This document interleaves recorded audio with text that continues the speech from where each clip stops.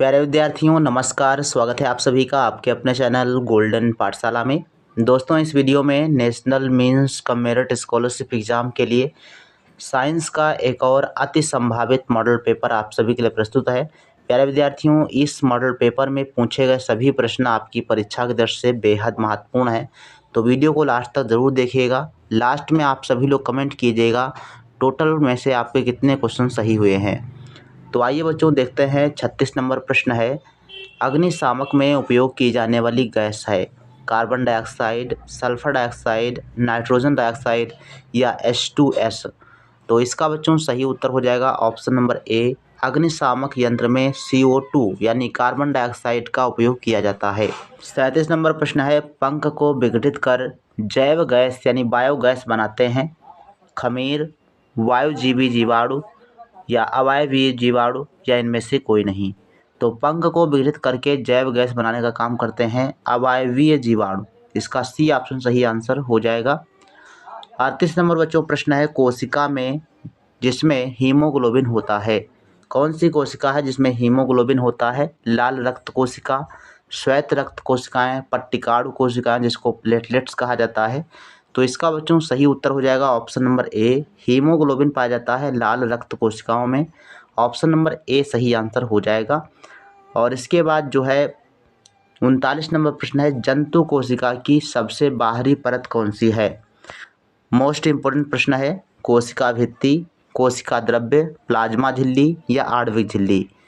तो जंतु कोशिका की सबसे बाहरी परत है प्लाज्मा झिल्ली। ऑप्शन नंबर सी आपका सही आंसर हो जाएगा। अगर पादप कोशिका की पूछे तो पादप कोशिका की बाहरी परत कोशिका भित्ति होती है, ध्यान रखेंगे। और कोशिका भित्ति जो होती है वो जंतु कोशिका में नहीं पाई जाती है। 40 नंबर प्रश्न है, सभी जीवों के लिए ऊर्जा का परम स्रोत क्या है? जल ऊर्जा, पवन ऊर्जा, सौर ऊर्जा या फिर रासायनिक ऊर्जा। तो उत्तर हो जाएगा ऑप्शन नंबर सी, सौर ऊर्जा। 41 नंबर प्रश्न है, पित्त उत्पन्न होता है पित्ताशय में, यकृत में, रक्त में या प्लीहा में। तो पित्ताशय जो है ये होता है पित्त रस को एकत्रित करने की थैली, लेकिन यकृत में जो है आपका पित्त रस बनता है, ध्यान रखेंगे। यकृत में जो है पित्त रस का निर्माण होता है और पित्ताशय में इकट्ठा होता है। 42 नंबर प्रश्न है, शरीर का वह अंग जिसमें रक्त का ऑक्सीकरण होता है, हृदय, फेफड़े, यकृत या अग्न्याशय। तो इसका बच्चों सही उत्तर हो जाएगा ऑप्शन नंबर बी, फेफड़ों में जो है शरीर का जो अंग होता है फेफड़ा, इसमें रक्त का ऑक्सीकरण होता है, क्योंकि हम जो सांस लेते हैं वो कहाँ जाता है? फेफड़ों में। और फेफड़ों में जो है जो रक्त होता है वो ऑक्सीकृत होता है, इसलिए ऑप्शन नंबर बी आपका सही उत्तर हो जाएगा। 43 नंबर प्रश्न है, आलू में वानस्पतिक प्रसार होता है, वह है। वानस्पतिक प्रसार किस में होता है? पत्ती में, तना में, जड़ में या बीज में।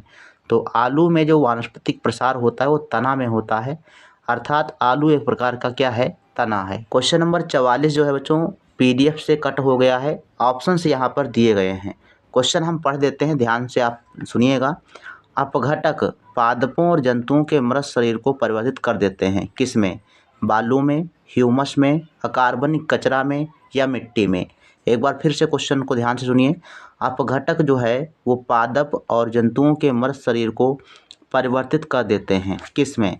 तो इसका बच्चों सही आंसर हो जाएगा ऑप्शन नंबर बी, ह्यूमस में। ऑप्शन नंबर बी आपका सही आंसर हो जाएगा 44 नंबर क्वेश्चन में। 45 नंबर प्रश्न है, हाइड्रा प्रजनन करता है विखंडन द्वारा, मुकुलन द्वारा, बीजाणु गठन या द्विखंडन। तो हाइड्रा में होता है बच्चों मुकुलन द्वारा प्रजनन। ऑप्शन नंबर बी इसका सही आंसर हो जाएगा। 46 नंबर प्रश्न है, दबाव क्या है? दबाव का सूत्र होता है, अर्थात दाब का सूत्र आपने पढ़ा होगा, P बराबर F/A, जहाँ पर F क्या होता है? बल होता है और A आपका क्षेत्रफल होता है। तो बल बटा क्षेत्रफल आपका सही आंसर इसमें होगा। ऑप्शन नंबर बी सही आंसर हो जाएगा। 47 नंबर क्वेश्चन है, ध्वनि किस माध्यम में संचरण नहीं कर सकती है? हवा, जल, लोहा या निर्वात। क्वेश्चन बेहद इंपॉर्टेंट है और हर बार प्रश्न पूछा जाता है।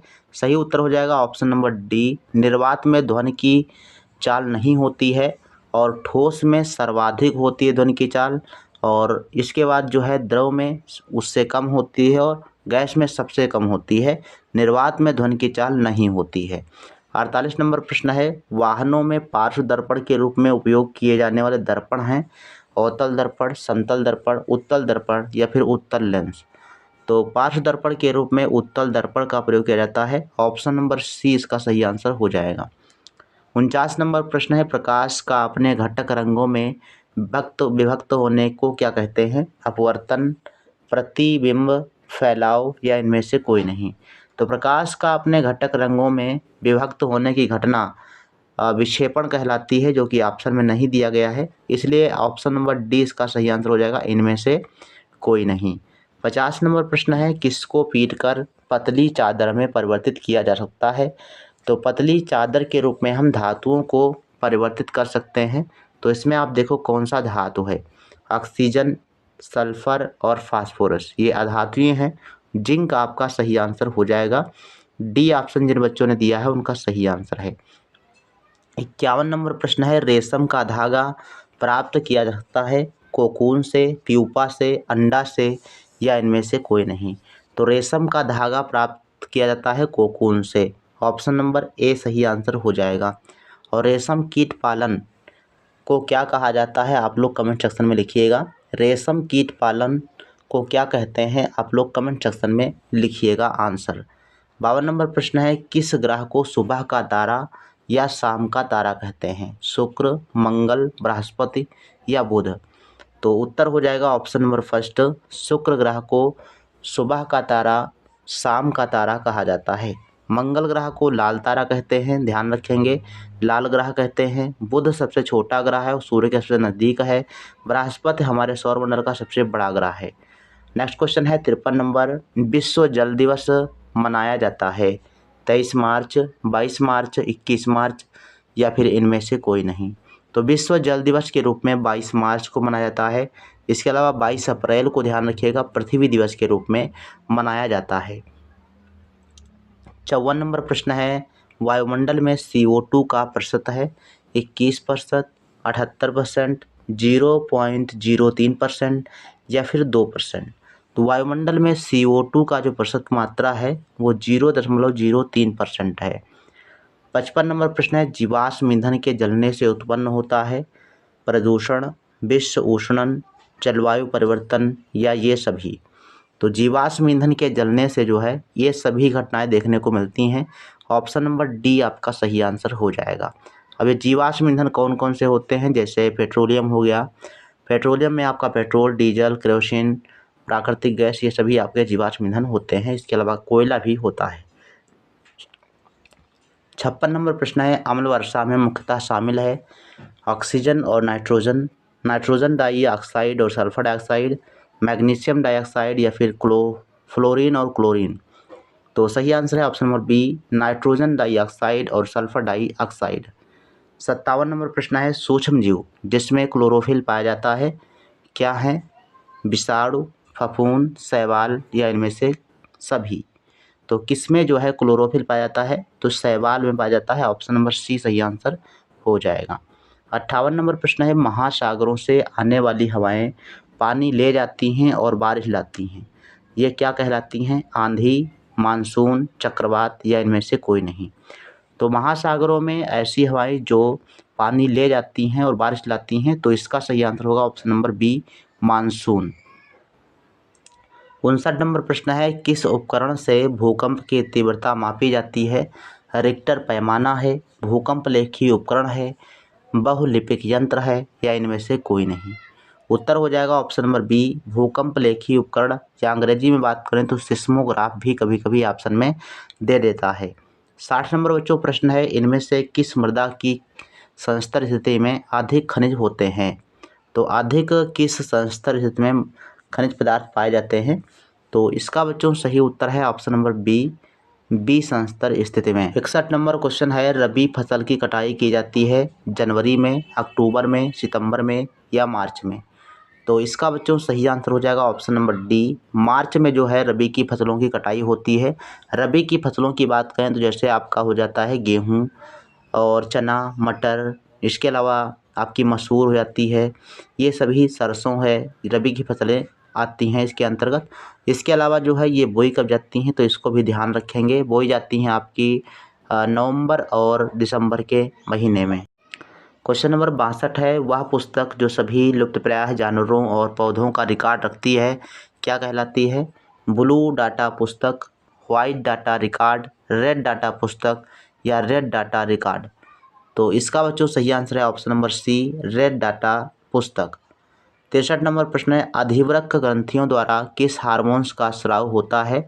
अर्थात अधिवृक्क ग्रंथियों द्वारा कौन सा जो है हार्मोन्स निकलता है? टेस्टोस्टेरोन, इंसुलिन या एस्ट्रोजन या फिर एड्रेनलिन? तो सही आंसर है बच्चों ऑप्शन नंबर ए, एड्रेनलिन जो है निकलता है। 64 नंबर प्रश्न है, चालन ऊष्मा के अंतरण की प्रक्रिया होती है। तो चालन विधि किसमें होती है? तरल में, ठोस में, वायु में या निर्वात में? तो चालन विधि से जो ऊष्मा का अंतरण होता है वो ठोस में होता है, ध्यान रखेंगे। द्रव में आपका होता है संवहन विधि द्वारा। 65 नंबर प्रश्न है, लोहे में जंग को रोकने के लिए एक विधि कौन सी है? क्रिस्टलीकरण, अवसादन, यशत लेपन या इनमें से कोई नहीं? तो ये बच्चों है यशद लेपन, जिसको जो है यशद लेपन को गैल्वेनाइजेशन भी कहा जाता है। 66 नंबर प्रश्न है, गति की मूल इकाई है किलोमीटर प्रति मिनट, मीटर प्रति मिनट, किलोमीटर प्रति घंटा या फिर मीटर प्रति सेकंड? तो गति की मूल इकाई होती है मीटर प्रति सेकंड। डी ऑप्शन सही है। 67 नंबर क्वेश्चन है, एक तार में उत्पन्न ऊष्मा की मात्रा निर्भर करती है पदार्थ पर, लंबाई पर, मोटाई पर या उपरोक्त सभी पर? तो उत्तर हो जाएगा ऑप्शन नंबर डी, उपरोक्त सभी पर जो है निर्भर करेगा। 68 नंबर प्रश्न है, निम्न में से कौन सा गैर जैव है? गैर जैव का मतलब होता है कि जो जैविक क्रियाओं द्वारा अपघटित नहीं होता। कागज, सूती कपड़ा, लकड़ी या प्लास्टिक? तो उत्तर बच्चों हो जाएगा option number D, plastic. 69 number प्रश्न है, निम्न में से किसको स्नेहक के रूप में प्रयोग नहीं किया जा सकता है? तो स्नेहक के रूप में किसका प्रयोग नहीं होता? साबुन का घोल, ग्रीस, गंधक का पाउडर या ग्रेफाइट? तो इसका बच्चों सही आंसर हो जाएगा ऑप्शन नंबर सी, गंधक का पाउडर। 70 नंबर प्रश्न है, लोहे की वस्तुओं के क्षरण को रोकने के लिए कौन सी प्रक्रिया की जाती है? विद्युत अपघटन, परिष्करण, विद्युत लेपन या धातुकर्म? तो लोहे की वस्तुओं को क्षरण से रोकने के लिए विद्युत लेपन किया जाता है। इसका ऑप्शन नंबर सी सही आंसर हो जाएगा, विद्युत लेपन। तो ये बच्चों आपके थे विज्ञान संबंधित 35 प्रश्न, और आशा है कि ऐसे ही प्रश्न आपकी परीक्षा में आएंगे।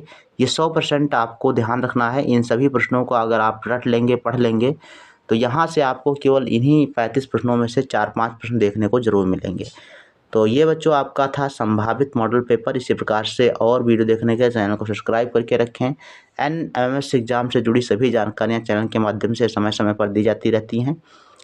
तो मिलते हैं फिर नेक्स्ट वीडियो में, तब तक के लिए धन्यवाद। जय हिंद, वंदे मातरम।